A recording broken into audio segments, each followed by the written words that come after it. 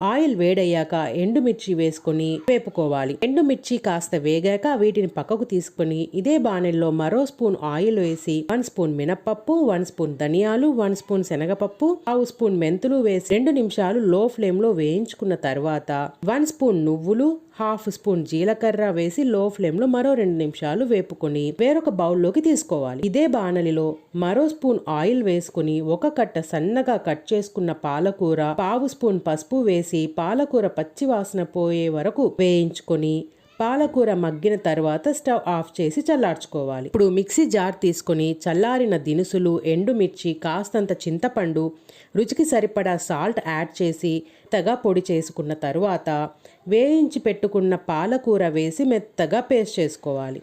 ఇదిగోండి, ఇలా పేస్ట్ చేసుకుంటే సరిపోతుంది. బాణలిలో 4 స్పూన్స్ ఆయిల్ వేడి చేసుకుని అందులో తాలింపు దినుసులు వేసుకొని దినుసులు కాస్త వేగాక